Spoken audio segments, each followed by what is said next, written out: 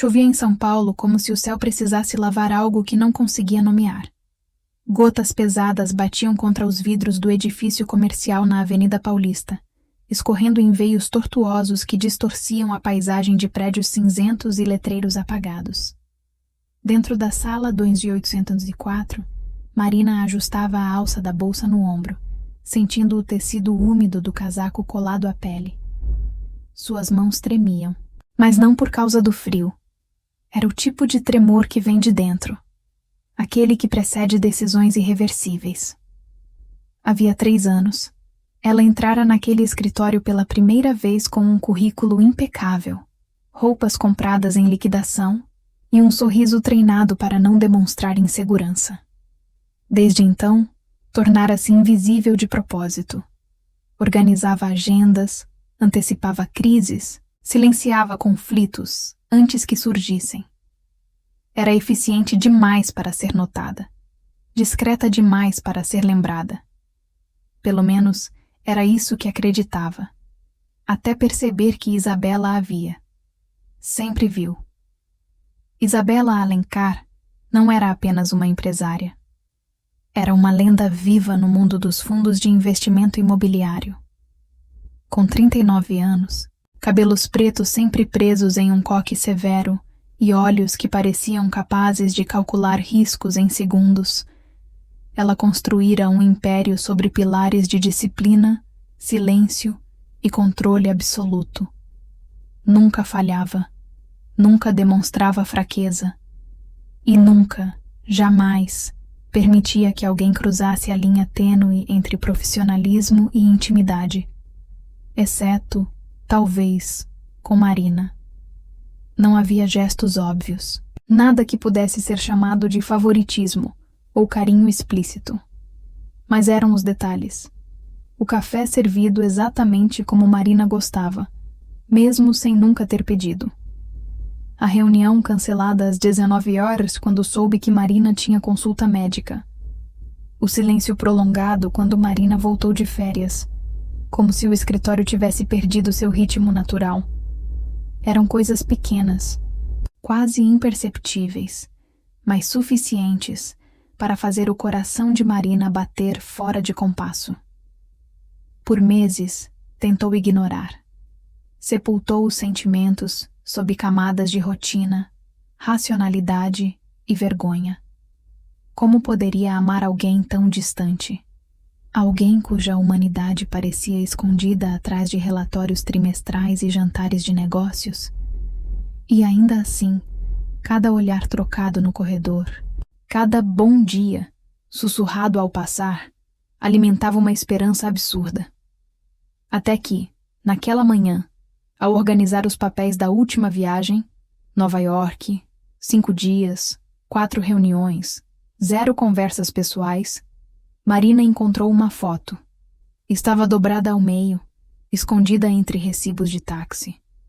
Ela mesma, rindo sob a luz dourada do pôr do sol em Paraty, durante um fim de semana de trabalho há 2 anos. Não lembrava nem que alguém havia tirado aquela foto. Mas ali estava, guardada como um segredo. Foi então que entendeu. Não era só ela que sentia. E foi também nesse instante que decidiu ir embora.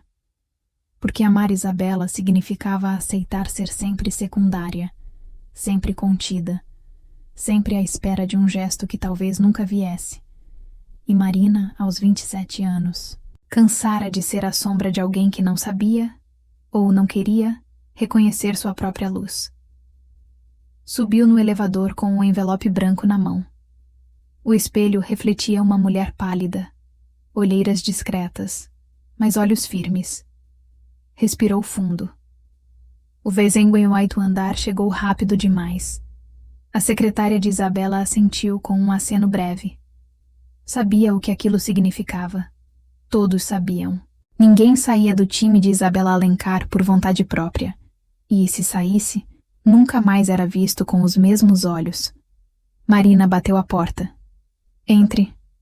A voz era calma, como sempre. Isabela estava de costas para a janela, os dedos repousando sobre o teclado de um laptop aberto. Virou-se lentamente, como se já esperasse por aquilo. Marina não disse nada, apenas estendeu o envelope. Isabela o pegou sem pressa. Abriu, leu, dobrou novamente. Colocou sobre a mesa de mogno polido, ao lado de uma caneta Montblanc que provavelmente custava mais que o aluguel do apartamento de Marina. Eu aceito sua demissão. O alívio subiu pelo peito de Marina como um suspiro contido por semanas. Mas antes que pudesse dar meia volta, Isabela levantou o olhar. E pela primeira vez em 3 anos, deixou cair a máscara. Seus olhos, normalmente tão calculistas, estavam úmidos. Não chorosos, não dramáticos, apenas humanos. Mas nunca te deixarei. O silêncio que se seguiu foi denso, quase físico. A chuva lá fora parecia ter parado. O ar-condicionado zumbia baixo, como se também estivesse prendendo a respiração. Marina sentiu o chão se mover. Não porque a frase era romântica. Era perigosa. Porque vinha de alguém que nunca admitira depender de ninguém. E porque, no fundo, ela temia que aquilo fosse apenas mais uma forma de controle disfarçada de afeto. Você não pode dizer isso, respondeu, a voz mais firme do que sentia. Não depois de tudo. Isabela não se levantou. Não tentou tocar. Apenas disse com uma quietude que doía mais que qualquer grito. Eu sei que não posso, mas é verdade. Marina saiu. Caminhou pelos corredores como se flutuasse, o coração martelando contra as costelas. No metrô, apertada entre desconhecidos, sentiu as lágrimas finalmente caírem. Não de tristeza, de raiva, de confusão, de medo de que, mesmo depois de tudo, ainda quisesse acreditar. Nos dias seguintes, tentou reconstruir a normalidade. Aceitou entrevistas, arrumou o apartamento, comprou flores para colocar na janela. Mas tudo parecia vazio. Até mesmo o silêncio do celular. Nenhum telefonema, nenhuma mensagem. Ecoava como uma ausência ensurdecedora. Enquanto isso, no 10º andar, Isabela continuava comandando reuniões, fechando negócios, tomando decisões milionárias. Mas algo havia mudado. Seus olhos, antes tão focados, agora vagavam para a cadeira vazia ao lado da mesa. Seus dias, antes perfeitamente cronometrados, agora tinham brechas. Momentos em que simplesmente parava, olhava para a janela e se perguntava como era possível perder alguém sem sequer tê-lo tido. Na sexta-feira seguinte, Marina recebeu um e-mail do departamento de RH. Sua demissão fora processada. Último dia útil. Imediato. Indenização generosa. Carta de recomendação personalizada. Tudo limpo. Tudo correto. Tudo errado. Naquela noite, andou pelas ruas do Bexiga, onde morava, ouvindo o som dos tambores de um ensaio de samba ao longe. O cheiro de moqueca escapava de uma janela aberta. Uma senhora regava gerânios na varanda. Tudo tão vivo, tão real, tão diferente do mundo gelado de relatórios e metas. Ela queria isso. Queria ser livre. Então por que se sentia como se tivesse deixado para trás não um emprego, mas uma parte de si? Não sabia ainda que Isabela, naquele exato momento, estava diante do espelho do banheiro do escritório, com os punhos cerrados, repetindo em voz baixa. Eu não sei amar sem armaduras, mas aprenderia. Só não seria fácil, nem rápido, nem sem dor. São Paulo acordava cedo demais para quem ainda carregava sonhos não resolvidos. Marina observava o movimento da Rua da Consolação pela janela do pequeno café onde passara a tomar seu café da manhã desde que saíra da empresa. Antes tomava café em copos descartáveis, entre pastas e planilhas, com o gosto amargo da pressa. Agora, escolhia xícaras de cerâmica quente, pão com manteiga caseira e o silêncio suave de um lugar onde ninguém sabia seu nome. Era libertador. e, ao mesmo tempo, solitário de um jeito novo. Já fazia 2 semanas desde que entregara a carta de demissão. 2 semanas de entrevistas mornas, propostas medianas e uma sensação persistente de que estava fugindo não só de Isabela, mas de si mesma. Porque, por mais que tentasse se convencer do contrário, não era o cargo que aprendia. Era o modo como Isabela a olhava quando achava que não estava sendo observada. Era a forma como, em meio a uma crise de mercado, havia dito, quase sussurrando: "Respira, Marina. Você sabe mais do que pensa." Era isso. A confiança silenciosa, rara, quase íntima, que a fazia duvidar de cada passo rumo à liberdade. Enquanto isso, no coração financeiro da cidade, Isabela Alencar enfrentava uma quietude diferente. Seu escritório continuava impecável, sua agenda lotada. Mas algo havia se desalinhado. Reuniões que antes fluíam com precisão cirúrgica, agora exigiam repetições. Decisões que costumavam ser tomadas em minutos demoravam horas. E pela primeira vez, ela notou o peso do silêncio. Não o silêncio produtivo, aquele que antecede grandes ideias, mas o vazio que surge quando alguém essencial desaparece. E você só percebe o quanto era essencial quando já não está mais lá. Não ligou. Não mandou mensagem. Sabia que, se o fizesse, seria por impulso, não por clareza. E Isabela Alencar não agia por impulso. Agia por estratégia. E pela primeira vez na vida, não tinha um plano. Foi numa tarde de sábado, sob um céu cinzento típico do outono paulistano, que Marina resolveu visitar a Casa das Rosas. Precisava de ar que não cheirasse a ar-condicionado reciclado, de palavras que não fossem sobre lucros ou prazos. Caminhou pelas salas do antigo palacete modernista, os dedos roçando nas páginas expostas de livros antigos, os olhos perdidos nas frases sublinhadas por desconhecidos. Parou diante de um verso de Cecília Meirelles. Tudo o que eu não disse ficou dentro de mim, como um rio subterrâneo. Sentiu um nó na garganta, porque era exatamente isso que carregava. Um rio subterrâneo de coisas não ditas, de gestos contidos, de amores que não cabiam em cargos ou hierarquias. Ao sair, encontrou uma banca de flores na esquina da Avenida Paulista com a Rua Augusta. Comprou um buquê simples de margaridas, as flores que sua avó plantava no quintal em Minas. Enquanto pagava, seu celular vibrou. Um número desconhecido. Ignorou. Mas minutos depois, vibrou de novo. E outra vez. Na terceira chamada, atendeu. Alô? Silêncio do outro lado. Só a respiração, leve, controlada. Isabela, perguntou, antes mesmo de querer. Você está bem? A voz era baixa, quase tímida. Marina apertou o buquê contra o peito. Estou. E você? Não. A resposta veio tão direta, tão desarmada, que Marina parou no meio da calçada. Pessoas passavam ao seu redor, mas o mundo parecia ter diminuído para aquele instante, aquela voz, aquela palavra. Não. Por quê? Sussurrou. Porque eu entendi tarde demais que eficiência não é o mesmo que presença, que controle não é o mesmo que cuidado, e que você não era só minha assistente. Marina fechou os olhos.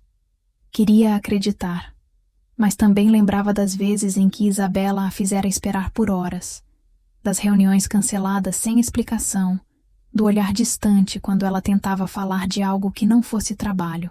Isabela, eu não quero ser mais uma exceção temporária na sua vida. Eu quero ser escolhida, de verdade. Eu sei. Então prove. Ela desligou. Não por raiva, por necessidade. Porque se continuasse ouvindo aquela voz, talvez voltasse. E não queria voltar por nostalgia. Queria voltar por certeza. Nos dias seguintes, Isabela fez algo inédito. Pediu licença. 1 semana. Sem reuniões, sem e-mails, sem justificativas. Sua equipe ficou perplexa. Ninguém entendia. Mas ela sabia. Precisava desaprender para reaprender. Começou caminhando, sem destino. Pelo centro velho, pela liberdade, pelo beco do Batman. Observou pessoas se abraçando, brigando, rindo, chorando. Viu um casal idoso dividindo um pastel na Praça Roosevelt. Viu uma jovem vendendo artesanato com um bebê no colo. Viu a cidade pulsando com uma vida que nunca permitira entrar em seu mundo. E em cada rosto, via Marina. Não a Marina eficiente, mas a Marina que ria com os olhos, que corava quando elogiada, que guardava recibos de ingressos de cinema como se fossem lembranças preciosas. Foi então que entendeu. Amar não era sobre manter alguém por perto. Era sobre ver quem a pessoa realmente era. E querer estar perto disso. Mesmo quando era incômodo, imprevisível, vulnerável. De volta ao apartamento, abriu uma gaveta que nunca usava. Lá estavam cartas não enviadas, bilhetes rabiscados em voos internacionais, fotos impressas, todas de Marina. Coisas que guardara sem saber porquê. Agora sabia. Eram âncoras. Provas de que, mesmo sem admitir, já havia escolhido. Mas escolher não bastava. Era preciso merecer. Na segunda-feira seguinte, Marina recebeu um envelope simples, sem remetente. Dentro, um ingresso para o Teatro Oficina. A peça As Três Irmãs, de Chekhov. Na parte de trás, uma única linha escrita à mão. Vou estar lá, mas não vou te procurar. Só vou estar. Marina segurou o papel por longos minutos. Sabia que Isabela detestava teatro. Achava lento, impreciso, caótico. Ir àquela peça era como arrancar uma armadura peça por peça. Na noite marcada, Marina vestiu um vestido azul escuro, o mesmo que usara no aniversário de 30 anos de Isabela. Uma comemoração discreta. Só as duas, num restaurante japonês em Pinheiros. Chegou cedo. Sentou-se na plateia, coração acelerado. Quando as luzes se apagaram, viu Isabela entrar, sozinha. Sentar-se na última fileira, bem ao fundo. Não olhou para a frente. Não procurou. Apenas assistiu. Durante a peça, Marina pensou em Olga, Masha e Irina, mulheres presas em sonhos que nunca se realizavam, esperando por um amanhã que nunca vinha.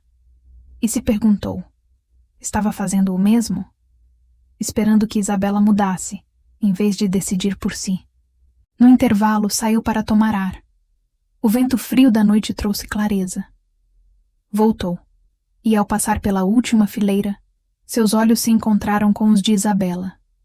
Nenhum sorriso, nenhum gesto, só um olhar que dizia, estou aqui, sem máscara.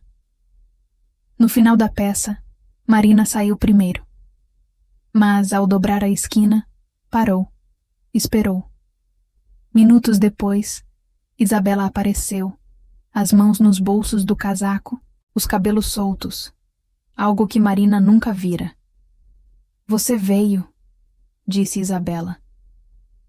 Você mudou, respondeu Marina.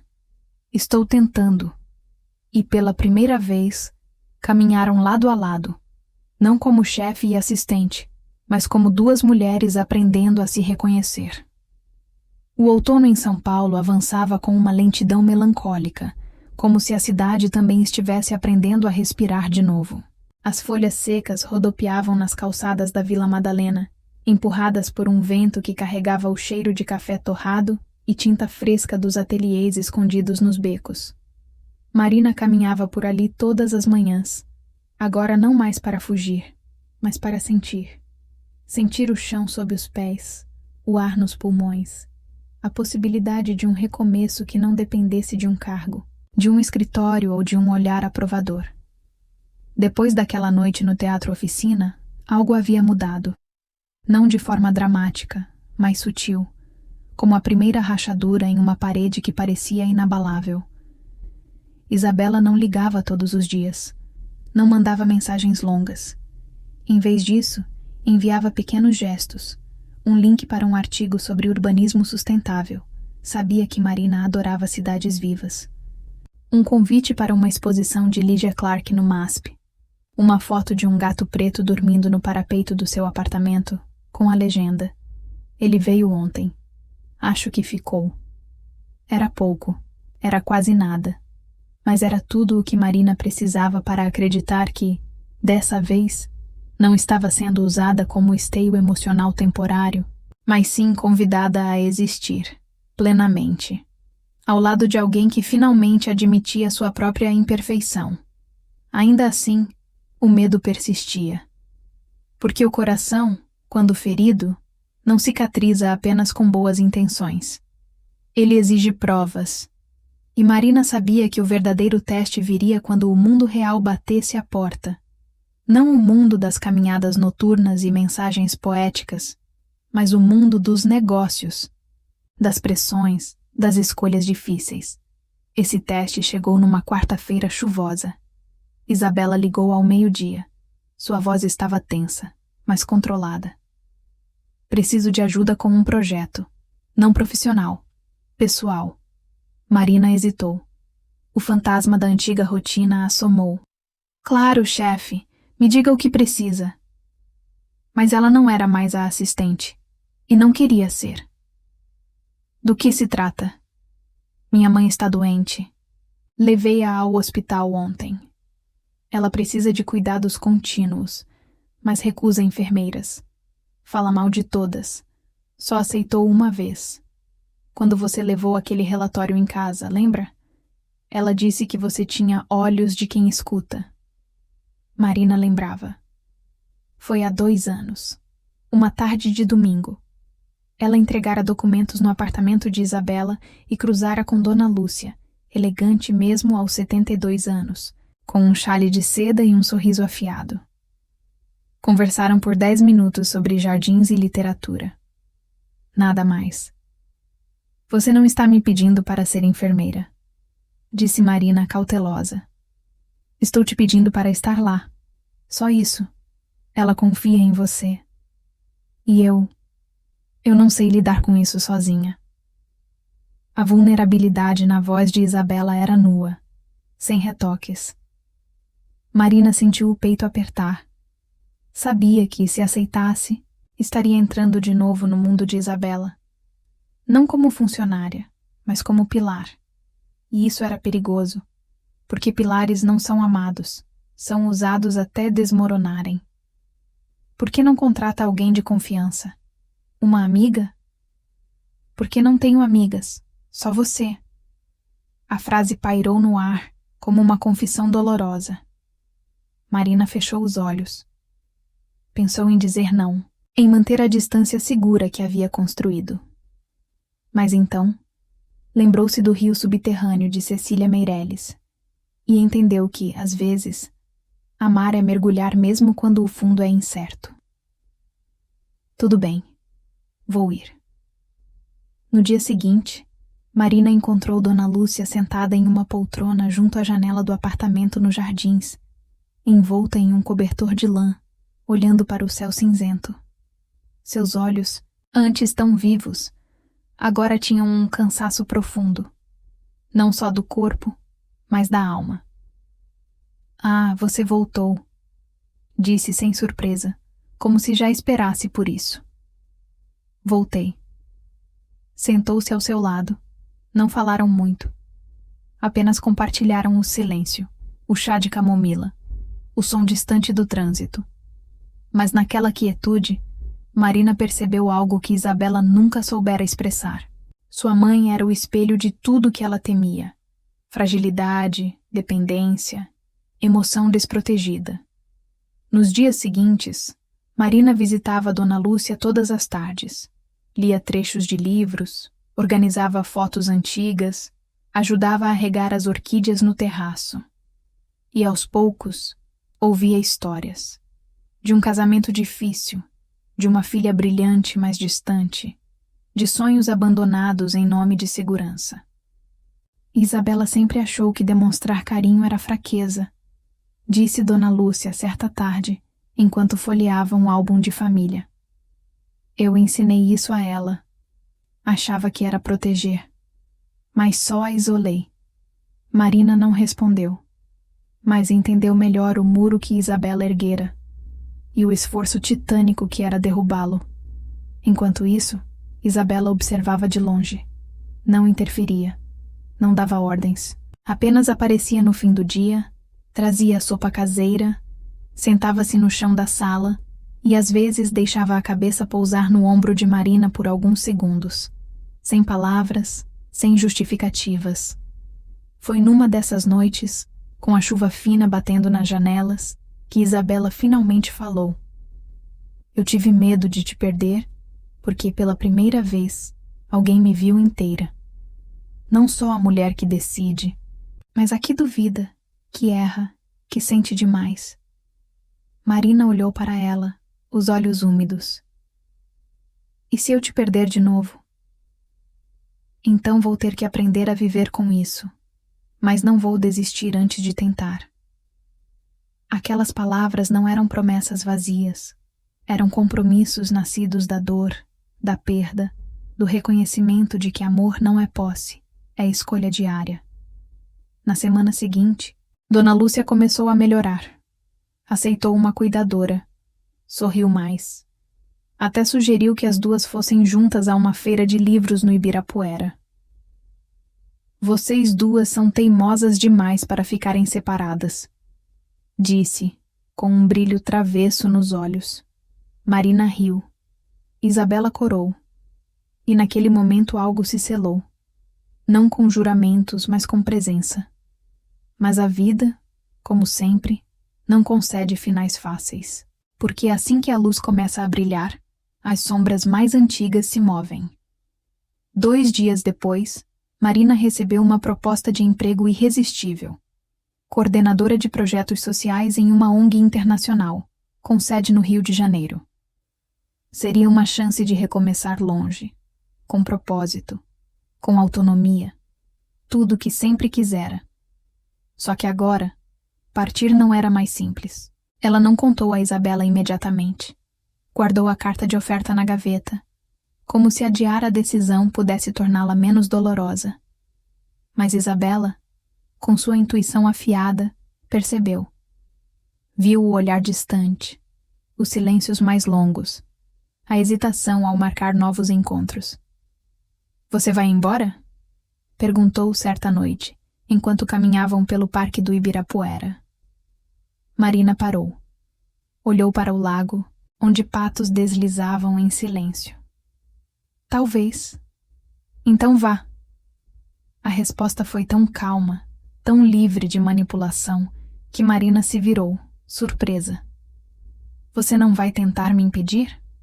Não. Porque se eu te prender, não sou eu que você ama. Sou a ideia de segurança. E você merece mais que isso. Marina sentiu as lágrimas caírem.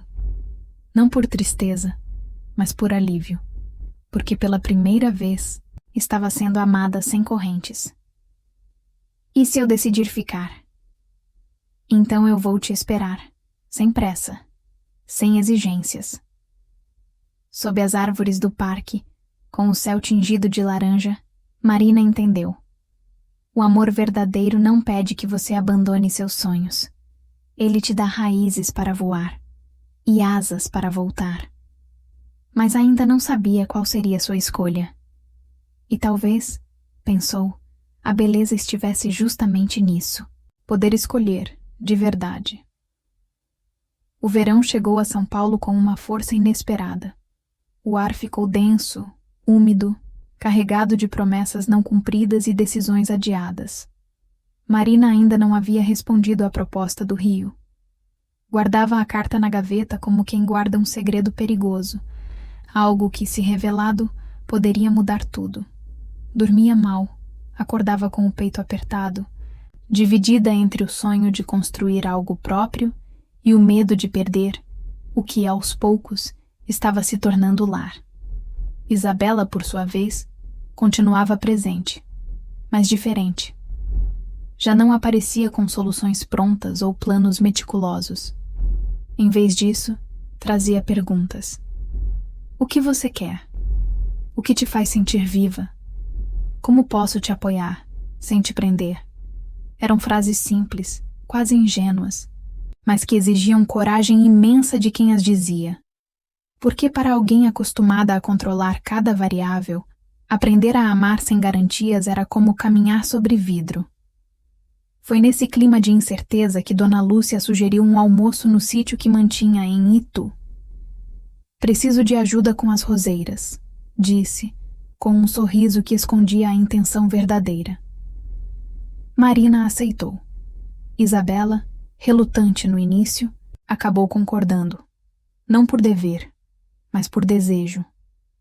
O sítio era um refúgio de tijolos à vista, cercado por ipês e jabuticabeiras, com um pomar que parecia saído de um conto de infância.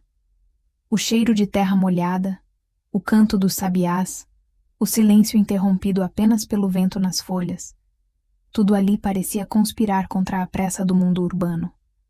Enquanto podavam as roseiras, Dona Lúcia falou, como quem conta uma fábula. Quando Isabela era pequena, tinha medo de borboletas. Achava que, se voassem perto demais, levariam seus pensamentos embora. Um dia, eu a levei até uma delas pousada numa flor e disse: Não tenha medo. Elas só levam o que você já não quer mais. Ela chorou. E desde então, nunca mais teve medo.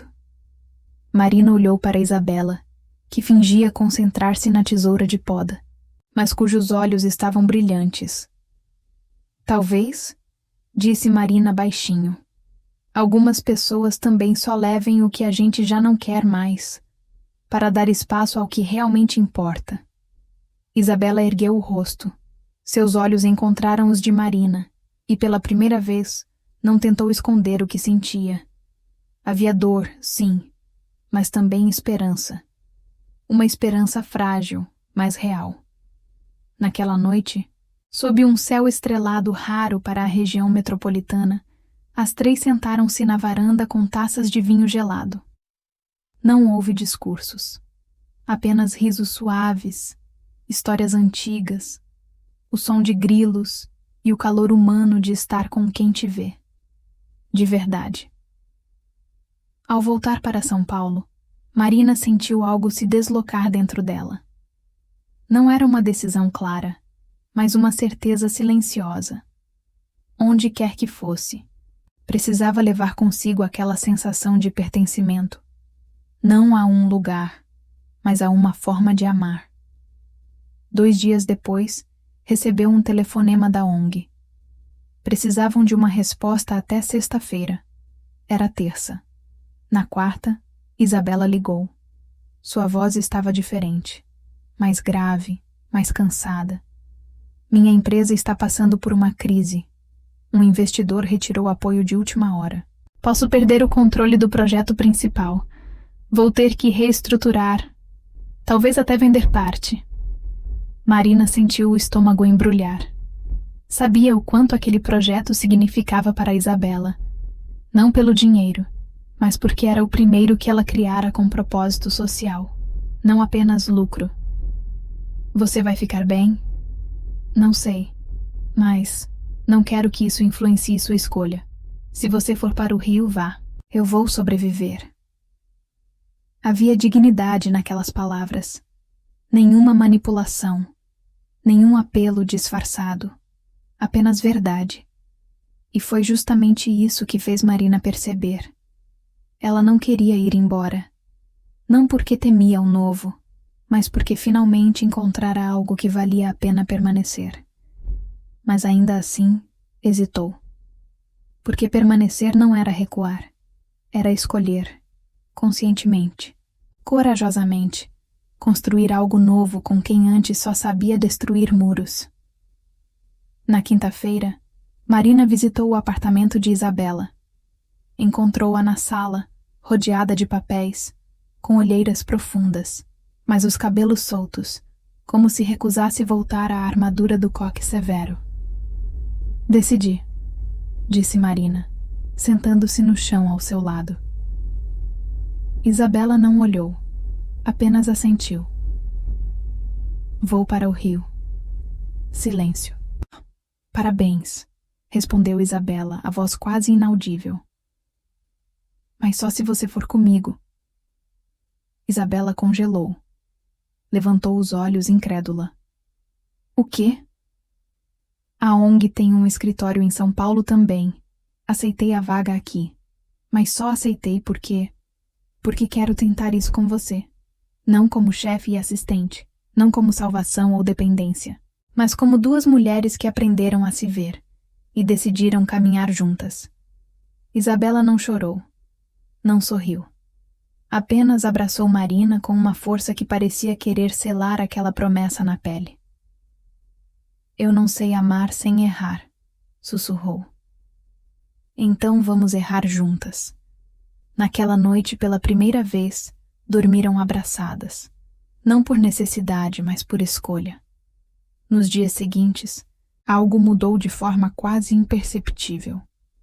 Isabela começou a delegar mais, a confiar mais, a dizer não sei, sem vergonha. Marina, por sua vez, assumiu sua nova função com paixão, mas sem se anular. Ambas aprenderam que amor não é fusão. É proximidade com fronteiras claras, respeito mútuo e liberdade compartilhada. E, quando Isabela finalmente salvou seu projeto com um novo parceiro ético, não o mais lucrativo, mas o mais alinhado com seus valores, não comemorou com champanhe em um escritório vazio.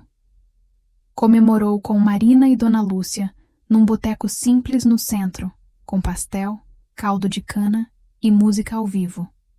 Ali, sob as luzes amareladas e o som de um violão desafinado, Isabela segurou a mão de Marina e disse, sem medo, eu te escolho, todo dia. E Marina, olhando nos olhos dela, soube que dessa vez não era promessa vazia. Era começo. O inverno paulistano chegou com uma suavidade rara. As manhãs amanheciam envoltas em névoa fina, e o ar carregava aquele cheiro úmido de terra molhada e folhas caídas, o mesmo cheiro que, anos antes, marcara o primeiro encontro silencioso entre Marina e Isabela em um café da Vila Mariana. Agora, elas dividiam um apartamento no mesmo bairro, não por conveniência, mas por escolha. Um espaço pequeno, com paredes brancas, livros empilhados no chão, e uma janela que dava para uma figueira centenária. Era imperfeito.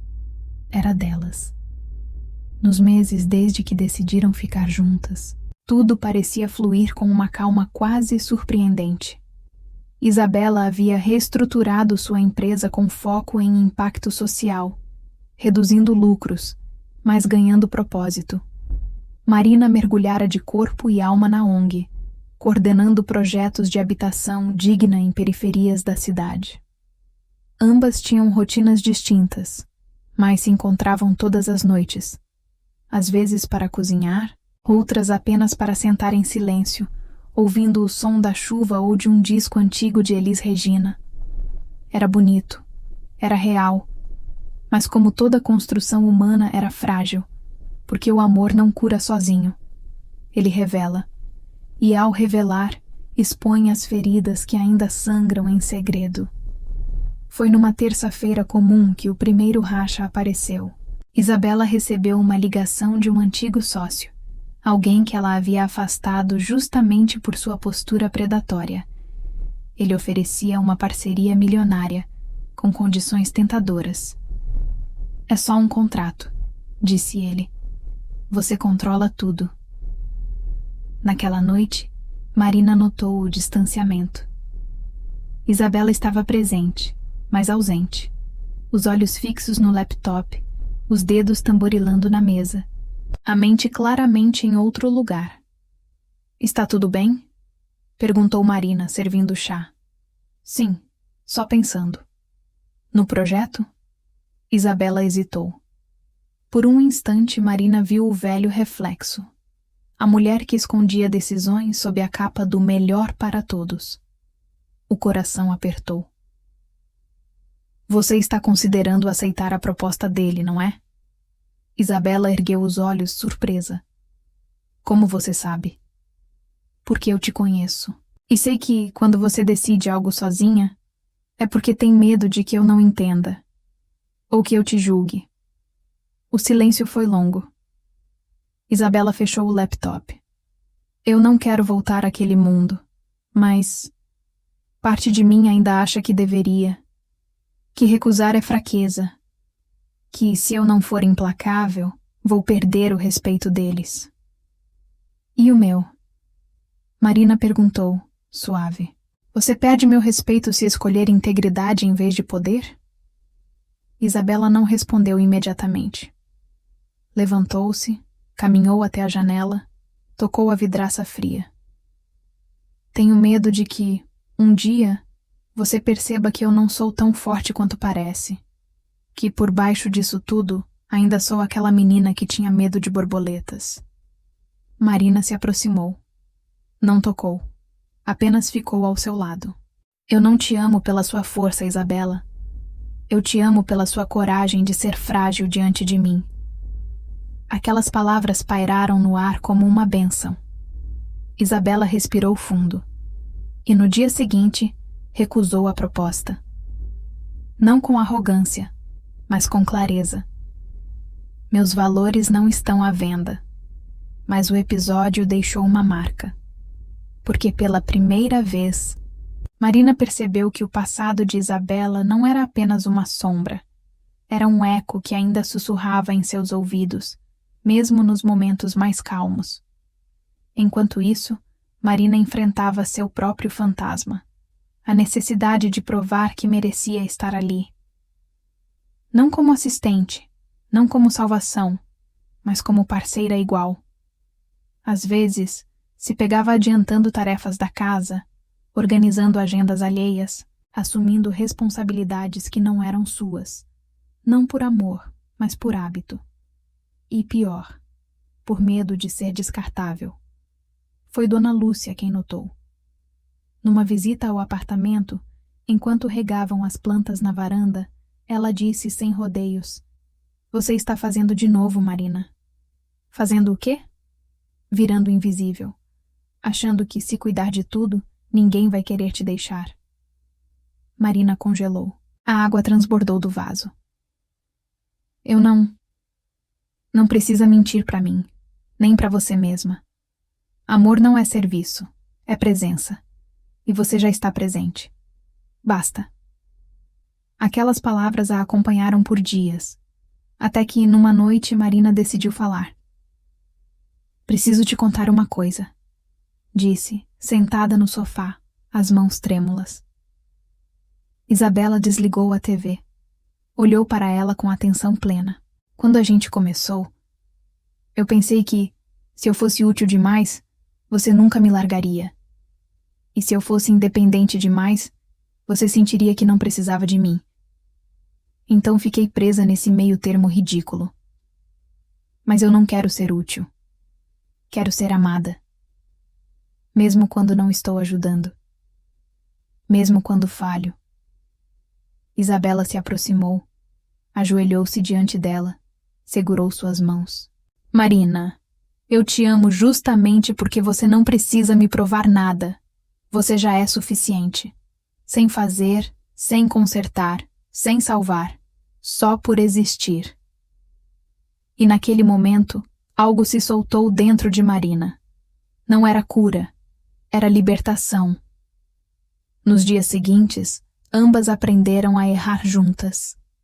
Isabela esqueceu um aniversário importante.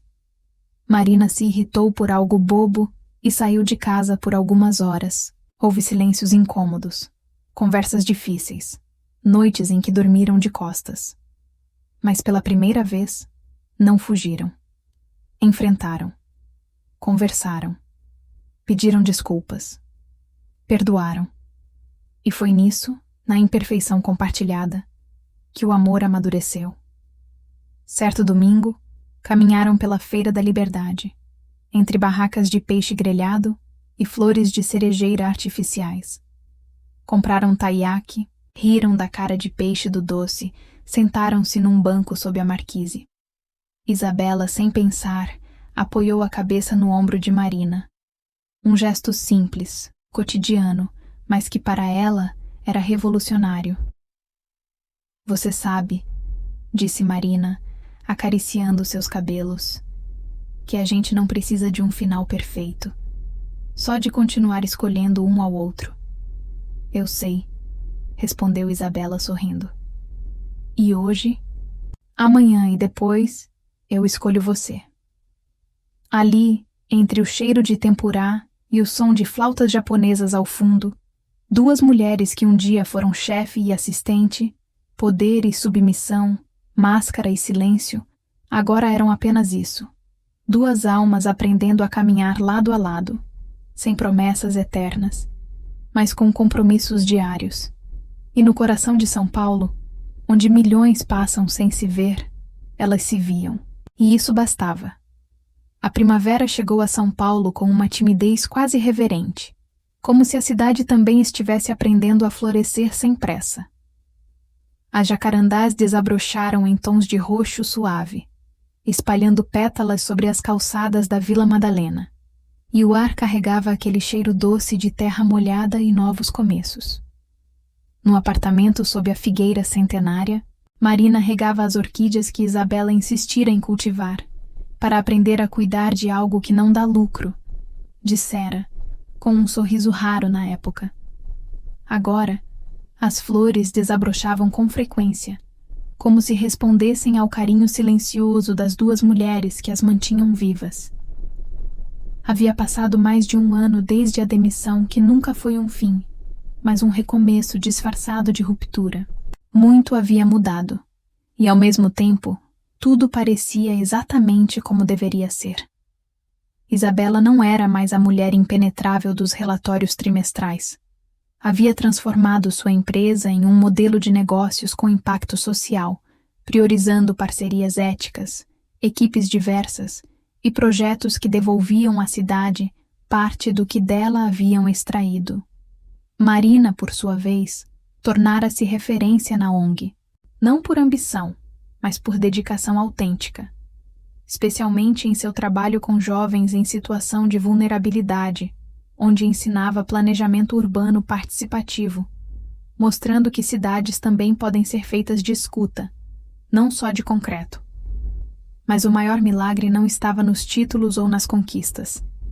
Estava nos pequenos gestos cotidianos, no café que Isabela preparava nos dias em que Marina acordava cansada, na forma como Marina deixava bilhetes com frases de Clarice Lispector, grudados no espelho do banheiro, na maneira como aos domingos sentavam-se na varanda com livros separados, mas mãos entrelaçadas, em silêncio que não precisava ser preenchido. Era nisso, na quietude compartilhada, que o amor se consolidava. Certo sábado, Dona Lúcia as convidou para almoçar no sítio. Já estava recuperada, com mais energia do que muitos de 20 anos, e passara a dedicar-se a um projeto de hortas comunitárias em Itu. Quando as viu chegar de mãos dadas, não disse nada. Apenas sorriu. Um sorriso que carregava o alívio de quem viu uma filha finalmente respirar. Durante o almoço, entre risotos de cogumelos e histórias de infância, Dona Lúcia comentou, como quem não quer nada. Vocês duas me lembram um casal de beija-flores que apareceu aqui na semana passada. Brigam pelo mesmo bebedouro, mas nunca se afastam mais que 2 metros um do outro. Teimosia com ternura. Isabela riu. Um som ainda raro, mas cada vez mais natural. Marina apertou sua mão por debaixo da mesa. Na volta, dirigindo pelas estradas sinuosas do interior, Isabela quebrou o silêncio. Você alguma vez imaginou que a gente chegaria até aqui? Não, respondeu Marina, olhando pela janela. Eu imaginava finais felizes, mas sempre com alguém diferente. Nunca imaginei que o amor pudesse ser tão simples e tão difícil ao mesmo tempo. É porque a gente não está tentando ser perfeito, só está tentando ser honesto, Aquelas palavras ecoaram dentro do carro como uma verdade simples, mas rara. Porque, afinal, o que é o amor se não a coragem de mostrar-se inteiro, com cicatrizes, medos, contradições, e confiar que o outro não vai usar isso contra você? Nos meses seguintes, a vida seguiu seu curso. Houve altos e baixos, como sempre há. Uma crise de financiamento ameaçou o projeto de Marina. Isabela teve que enfrentar antigos sócios que tentaram minar sua nova postura ética. Mas pela primeira vez, nenhuma delas enfrentou sozinha. Compartilhavam fardos, celebravam vitórias íntimas, choravam nos ombros uma da outra sem vergonha. E, acima de tudo, respeitavam os espaços individuais, sabendo que amar não é ocupar todo o território do outro, mas construir um jardim onde ambos possam crescer. Foi numa tarde de outubro, enquanto organizavam papéis antigos, que Marina encontrou a carta de demissão. Amarelada, dobrada, guardada num envelope simples. Leu novamente as palavras que escrevera com as mãos trêmulas. Por motivos pessoais, venho por meio desta solicitar meu desligamento. Isabela se aproximou, olhou por cima do ombro. Guardou isso? Guardei tudo, até os momentos difíceis, porque eles me trouxeram até você. Isabela envolveu seus braços em torno dela, apoiando o queixo em sua cabeça. E eu guardei a foto de Paraty. Ainda está na minha carteira. Marina sorriu. Virou-se, encarou os olhos de Isabela. Aqueles olhos que um dia foram calculistas, distantes, e agora brilhavam com uma ternura que só o tempo e a vulnerabilidade podiam forjar. Algumas demissões não encerram histórias, disse Marina, repetindo a frase que um dia lhe veio em sonho. Iniciam as mais difíceis e verdadeiras. E a nossa? Perguntou Isabela, suave. A nossa está só começando. Naquela noite caminharam pelo Parque do Ibirapuera, sob um céu limpo de estrelas. Não havia planos grandiosos, nem promessas eternas. Apenas a certeza silenciosa de que, onde quer que fossem, iriam juntas, não por necessidade, mas por desejo. Não por costume, mas por escolha. E ao longe, o lago refletia as luzes da cidade, como se São Paulo também sussurrasse. Vocês pertencem aqui. Meses depois, numa manhã de sábado, Marina acordou antes do sol. Encontrou Isabela na varanda, com um caderno aberto, escrevendo algo. Aproximou-se sem fazer barulho. O que é?